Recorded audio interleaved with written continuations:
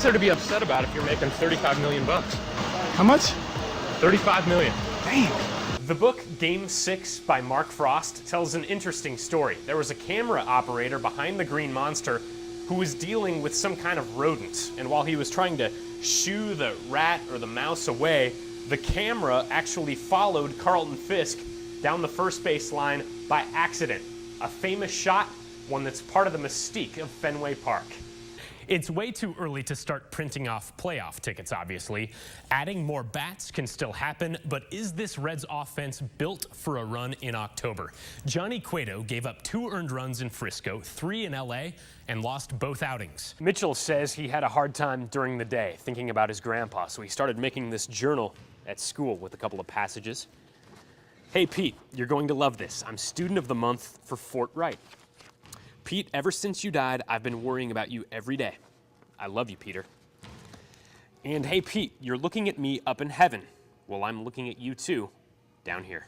If you live closer to Cincinnati than Georgetown, Kentucky, one thing you can factor into the family budget this summer is a lower gas bill to drive to training camp. No dorms at Georgetown anymore. For the first time, camp will be in Cincinnati at Paul Brown Stadium. You know, he's from Columbus, Indiana. Not as close as the Brickyard is to his hometown, but it's still about 2 hours from his hometown to have his friends and family watch him race at the Speedway.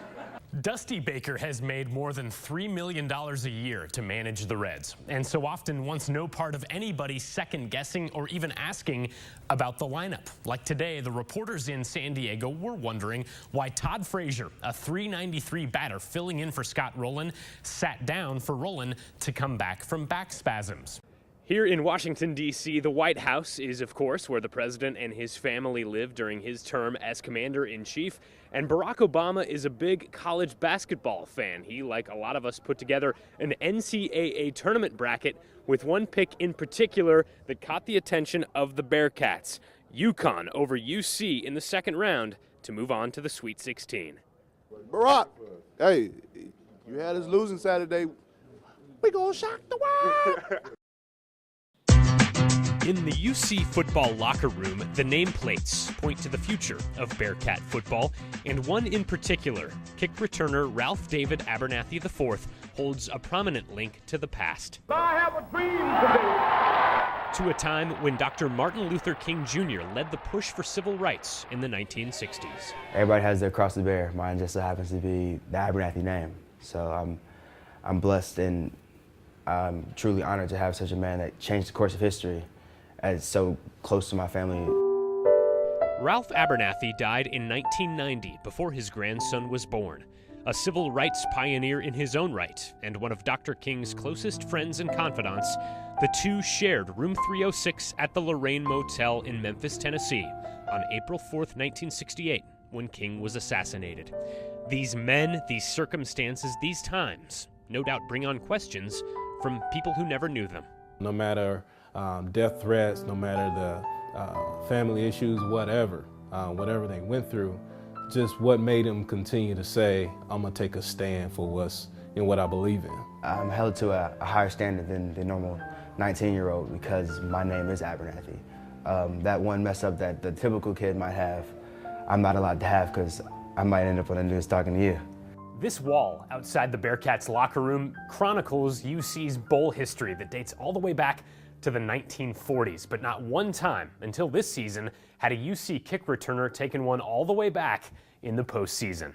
What's going on here is Abernathy with a nice-looking return. I saw a hole, followed my blocker. And he has a chance to go all the way. Until this year, in where else but Memphis, Tennessee, the grandson, Abernathy IV, took one back 90 yards against Vanderbilt, a history maker for the Bearcats, to put UC in front to stay in a 31-24 victory that brought this home in the carry-on luggage. It was good for him. His family was there, and obviously, being in Memphis, it was very fitting for him and his family to be able to achieve what he did, and it was awesome.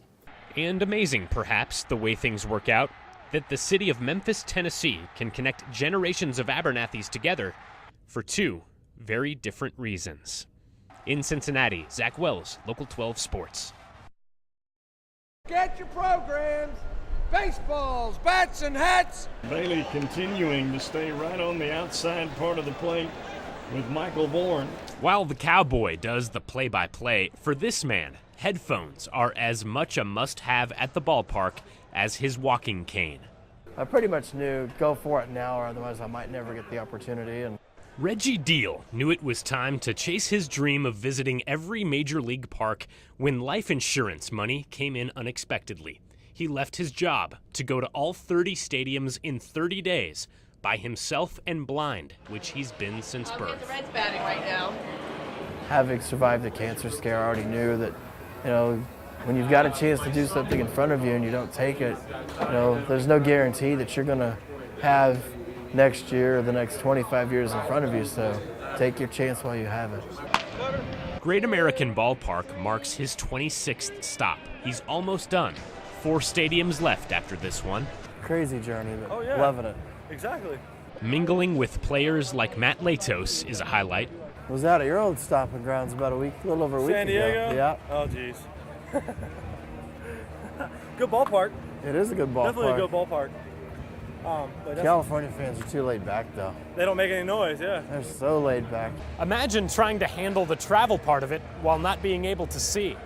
Deal says he asks for a lot of help from the airlines, the hotels, cab drivers, even total strangers on the subway, not to mention the teams themselves. 1, 2, 3.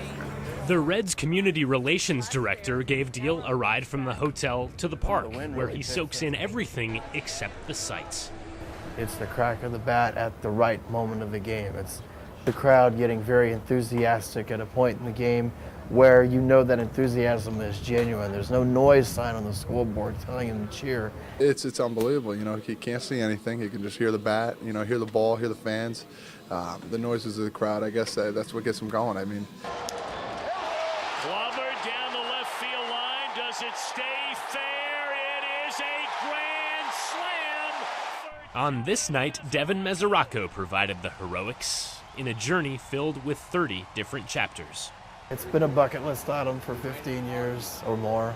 An adventure a lot like his life, where Deal learned long ago to trust his instincts.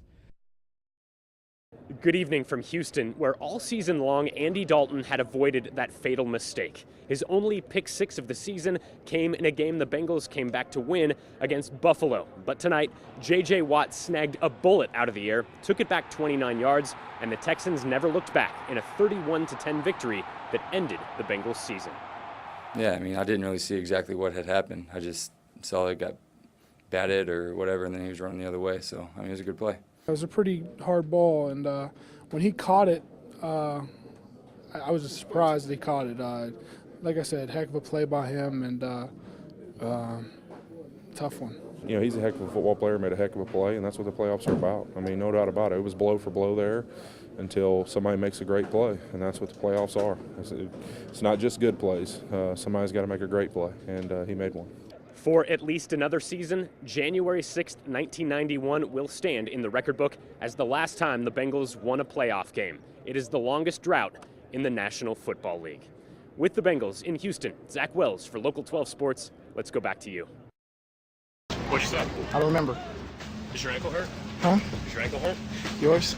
Mine's fine. How's yours? It hurts. You look good today. Thanks, sir. You look like How'd you hurt your ankle?